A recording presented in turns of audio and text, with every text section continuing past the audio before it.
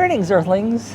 I know it's a little crazy because it's January, and you may not know that when you're watching this, but I live in Missouri, and it's 60 plus degrees, and I had to get outside. Now, unfortunately, it's a little bit windy today, so I have on my Rode NTG4, I have a Rycote windsock, so hopefully that's cutting down on the wind noise. This, and I never know where to show that sucker, comes in this box.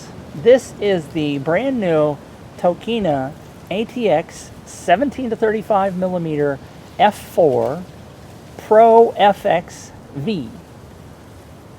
Now I know you're saying to yourself, I've already heard of the Tokina 17 to 35 millimeter ATX Pro f4 FX, but this one's unique because it has a V on the box. It also has a focus ring here, and I'll show you close up. It has gears on it. For those of you who use focus pullers or focus pulling equipment, this is built right into the focus ring on the brand new Tokina ATX 17 to 35 blah blah blah. This makes it very easy for you if you happen to be using a focus puller or a focus pulling system to change your focus to do rack focus pulls. Then this will help you out immensely. I think it's a pretty cool lens. It gives you a very good range from 17 to 35. It's especially good if you are doing multiple people. Like, for example, if I had another person with me, we could both be in the same shot. By the way, I'm using right now on the Canon 5D Mark IV is the 70-200 ISF2. So if you're curious about that. So I'm about 10 feet away from the camera. So in this particular case, it's kind of hard to show two people in full unless you're a fairly good distance apart. I'm getting blown away by the wind again. So this is a very good lens for wide angle shots. Many people who are doing skateboarding and those kind of things will find this very handy. I don't tend to think that most of you who are doing those skateboarding things do focus pulling, so maybe that gear won't add too much to your particular enjoyment. But that's the advantage of wide angle in many circumstances, is that you can shoot wide angle and set your f-stop at f5.6 or higher and get a whole lot of stuff in focus without having to worry about whether or not your subject's in focus, right? So that's one advantage to it. But if you're doing particular shots where you need focus pulling, this is great. Now, this lens has weather sealing. If you happen to look around here, there is a rubber gasket, which not every lens that you can get has the rubber gasket. That doesn't make it perfectly weather sealed where you can dump it in a bucket, but it does help keep moisture out of your camera, and that's very important, right? I know it is. This lens has a very unique switch to take you between autofocus and manual focus. Usually on the Canons, there's a little button over on the side that you have to push and pull, but this is a push and pull mechanism that you pull towards the body of the camera and you're in manual focus, and you push it away in your autofocus. That makes it very easy if you don't want to watch what you're doing while you're shooting.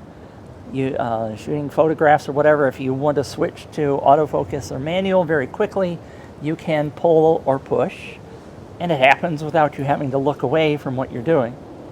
Now, there is one disadvantage to this, however, and that is when you are in autofocus, unlike Canon lenses, for example, like I have the Canon 25-104 version 1 that I have shot several photos with, and we'll see those in a minute.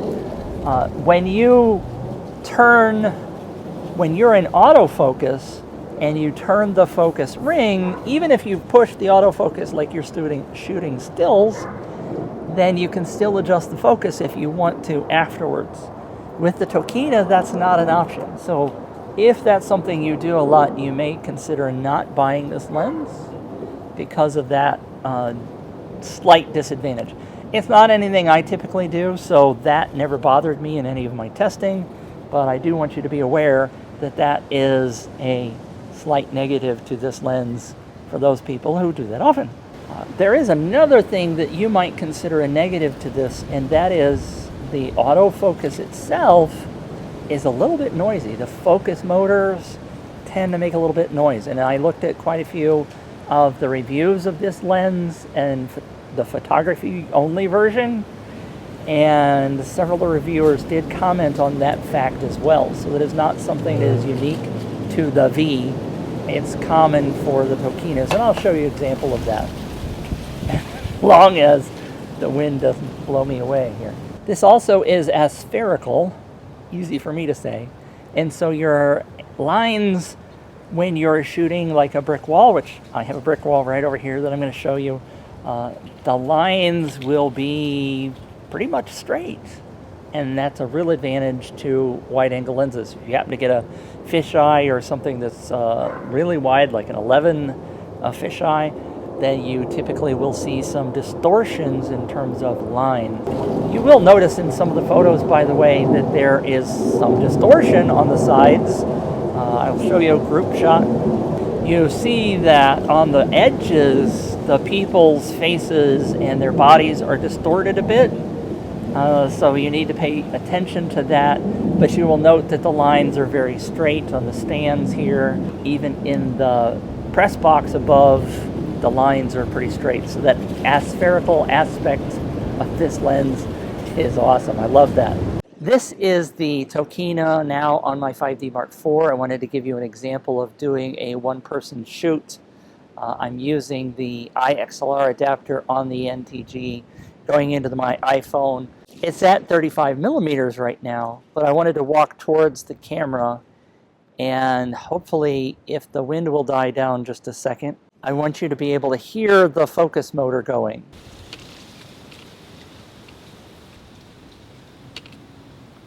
I do have the 5D Mark IV in autofocus mode, and so it is tracking my face, but I think you can hear the focus motor itself making a little bit of noise as I move in and out of scene. And you can see how well it's doing. It is a little bit slow, I think, based on my poor eyes and my 5-inch aperture monitor, but I think it is doing its job in autofocusing as I move, just maybe a hair slow. So this is where you would use the focus puller to take care of that job for you. I'm going to switch to the 17 mode, right? So now I have zoomed out to 17 millimeters, and you can now see so much of my arrangement, my grill and my side of my house, which was all hidden from view on the 70 to 200. Now let's take it inside where I can show you some of the photos and video in more detail. Let's start by looking at some 4K video. I happen to be in Las Vegas for a convention, and I had the camera and the lens with me, and I thought, why not shoot some 4K? That'd probably be good for that Tokina review that I was supposed to be doing. The problem was that I didn't have a tripod or a follow focus or even an ND filter for daytime shots, but I thought it would be better to just grab something because my backyard's pretty boring. Since I didn't have the ND filter, I had to shoot with a much higher shutter speed than I would normally use, the 1/150th of a second. So these are a little jerky and abrupt because of that. But let's look at some photographs, because I think photographs don't have the motion blur that video does, and we can much better see the aspects like sharpness and edge blur and stuff like that. Diving into Lightroom on my desktop, I've always thought that a review works better if you can see a side-by-side comparison with something else that's similar. So what I did was I took my tripod and I mounted my Canon 5D Mark IV on the tripod and went out and shot some stills so that we could look at them side by side.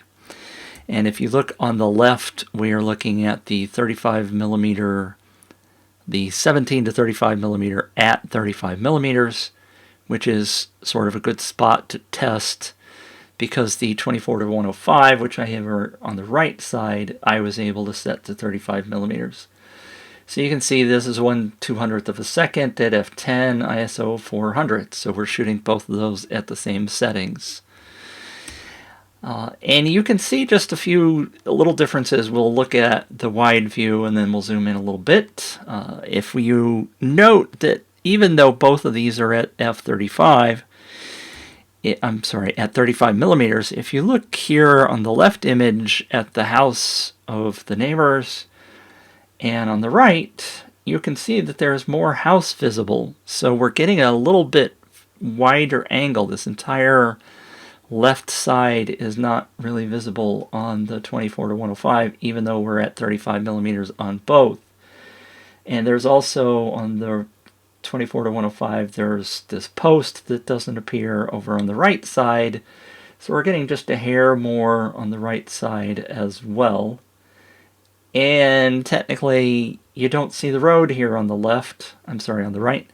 Whereas you do see the road on the right. On the left. I can't get my lefts and rights correct. Sorry. So, overall, you're getting a little bit wider view. Again, it's the same camera body, same time of day, same settings. So we're just getting a little... And maybe I just didn't have the settings properly on the 24 to 105, although Lightroom is reporting that it was 35 millimeters. Obviously, if you know the 24 to 105L, it's not like there's a hard stop there. It's just a tick mark on the barrel, and so I may have had it slightly off, but the Lightroom's reporting 35 millimeters on both. Whether that's a significant issue to anybody, I doubt it. One thing else you'll note, I think, from the wide angle is there's a little bit more blue, I think, in the Tokina, which is, again, on the left. If you zoom in and sort of look at the house on the left versus the bit of the house on the right that we can see. And I'm going to zoom in on both so that you can see, like, if you look at the trunk of the tree here, in the Canon versus the trunk of the tree on the Tokina, there's just a little bit more warmth in the Canon lens. And I think everybody knows that Canon lenses tend to be a little bit warmer. Again, it's just something to note if you happen to compare these side by side. I don't think many people would really notice a significant difference. I do think maybe in this section you can see a bit more color in the Canon than you can in the Tokina. These are both straight out of the camera images. I haven't done any particular enhancements on these. The other thing that I did note when I look in at these, because of my history with doing stock photos, they really don't like color aberrations, chromatic aberrations at all. And there's just the hint, and I can't zoom in anymore, and you probably can't tell it really on a YouTube video anyway, but there's just a slight hint of a little bit of purple fringing on this section of the tree, for example, in these leaves down here. I don't really particularly see it over here, and I don't see it in the Canon in those same sections. So it's not really obnoxious. If we look at the upper right-hand corner, let's see what we get in both images. The Canon is looking pretty sharp. Not a whole lot of distortion that I can tell here. There is a little bit less sharpness in this particular image on the Tokina. But again, we're talking about a 40 megapixel Canon 5D Mark IV image. I think you can maybe see a little bit of the purple fringing here, but again, it's so minor, it's pretty much crazy. Here on the left, we now have the 24 millimeter image, and I went to 24 on the 24 to 105 on the right hand side. I think it's interesting that in this view that you see a little bit more contrast in the Canon image. Again, we're still at 1/200th f10 ISO 400. There's a little bit darker, a little bit more darks over on the right hand side, especially down here in this section and this section of this tree are seeming a little bit darker, a little bit more contrast, and a little bit flatter over here on the left-hand side. Again, zooming in, let's look at the corners. Let's look at the lower left corner on both, and this is where you see some distortions starting to appear, things starting to lean a little bit, and that's true for many lenses. But I think you will note that on the Tokina, we're getting a little bit more of a tilt on these trees than we are over on the Canon. And this, the house, for example, I think you're getting a little bit more distortion over in the Tokina. Again, it's designed for a different focal range, 17 to 35 as compared to the 24 to 105. So I'm not sure how you can necessarily ding one over the other. You just need to be aware that when you start dealing with wide angles, that you're going to see impacts like this.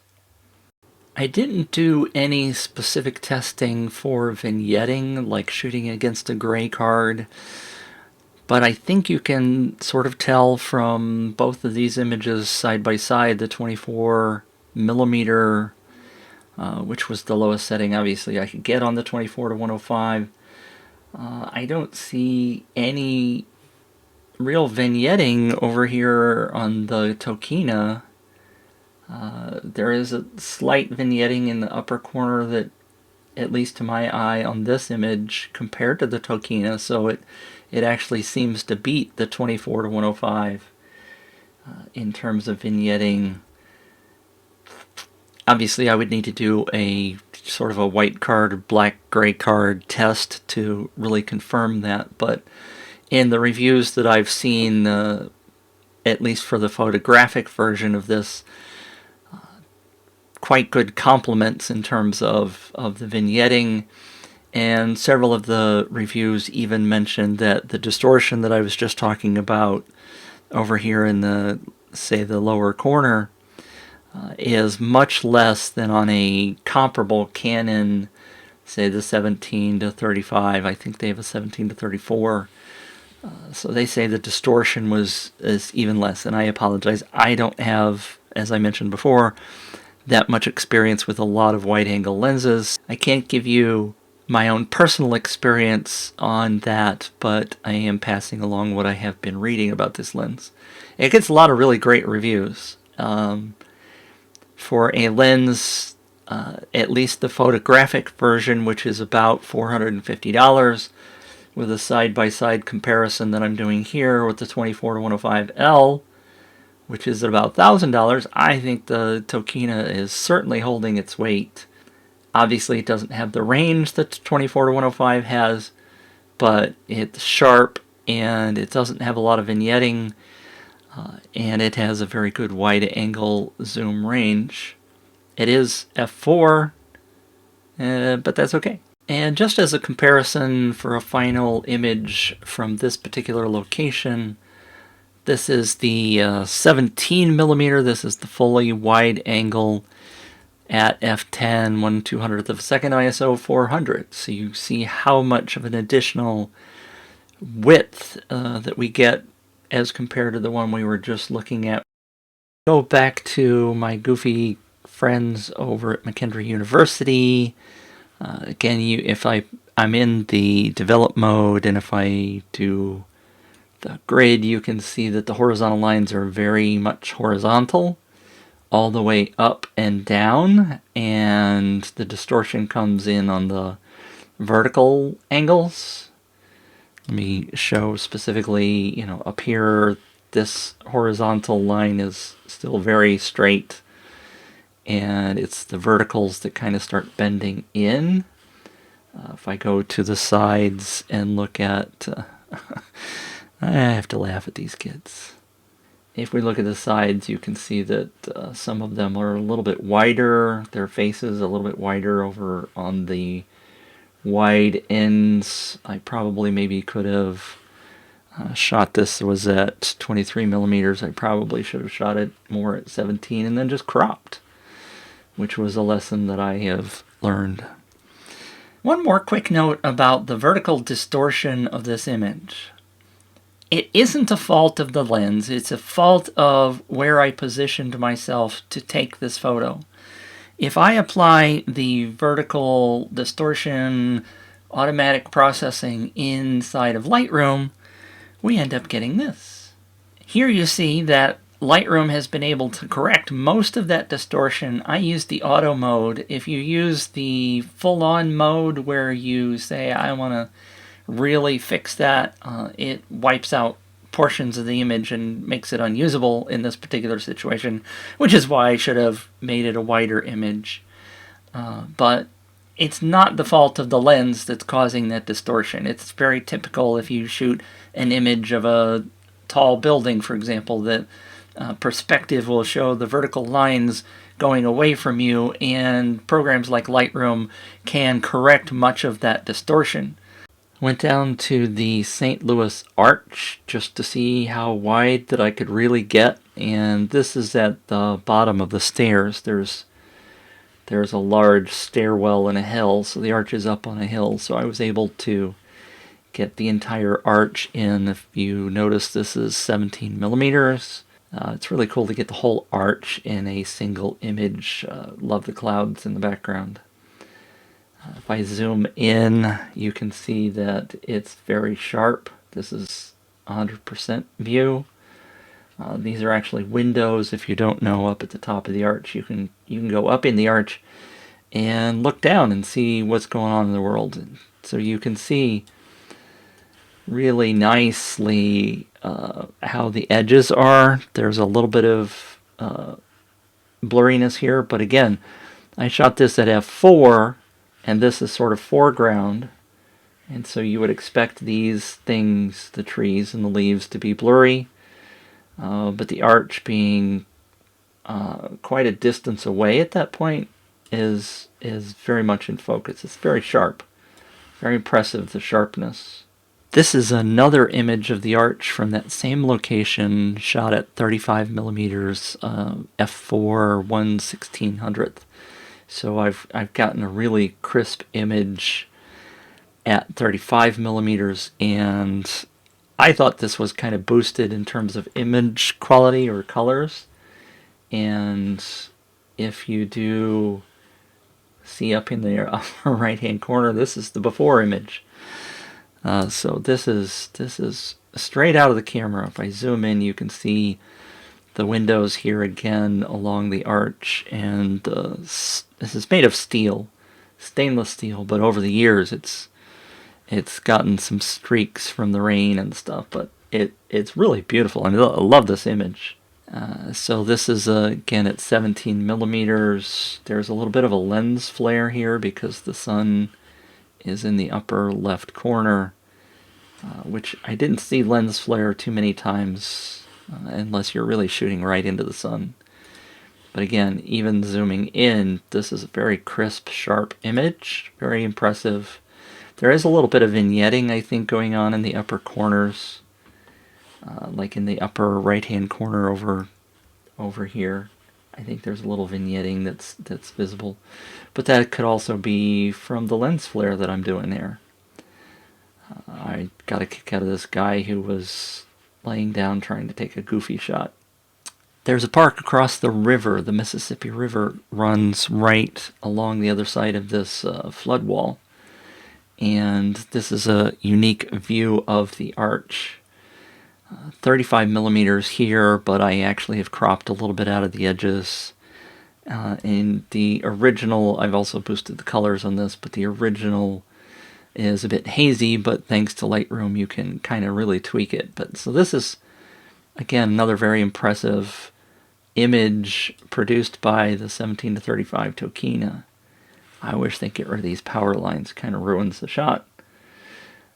But again, you can see it's a great use to be able to have a wide angle on architectural images without a whole lot of distortion.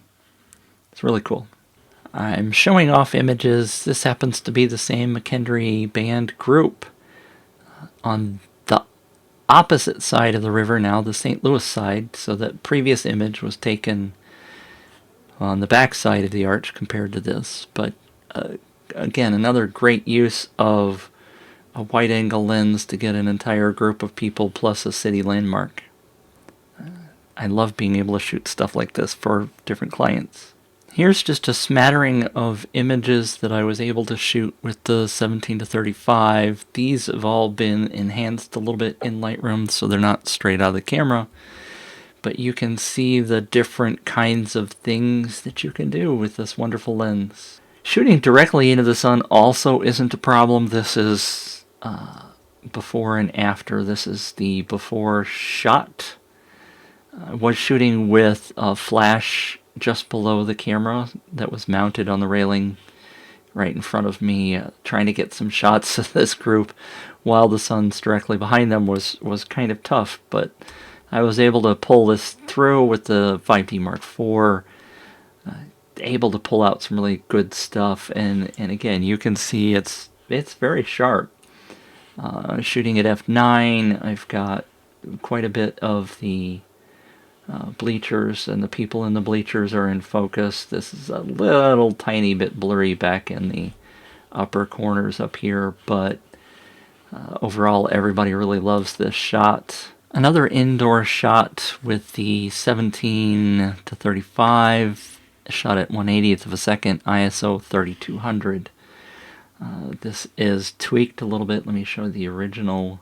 So you see I've pulled out quite a bit with the 5D Mark IV. But even at 3200, I really think the camera and lens together, you see in the lower corner some of the distortion, and of course, since I've tweaked things, you're getting some noise there in the background because I'm trying to pull out some of that stuff. But even at f4, this gentleman is kind of out of focus, but you see that the band members far away are in focus. So even at f4, you've got quite a depth of field with this lens, which makes it really appealing for wide-angle stuff, right?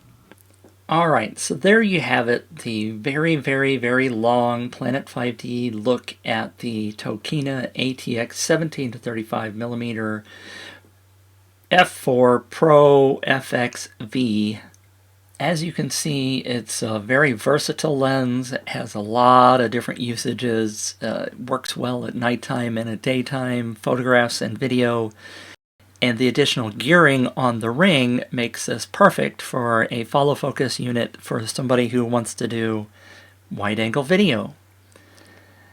Our thanks go to the good folks over at Tokina again for sending us this lens. Thanks for watching. Thanks for reading Planet5D. We hope to see you again very soon.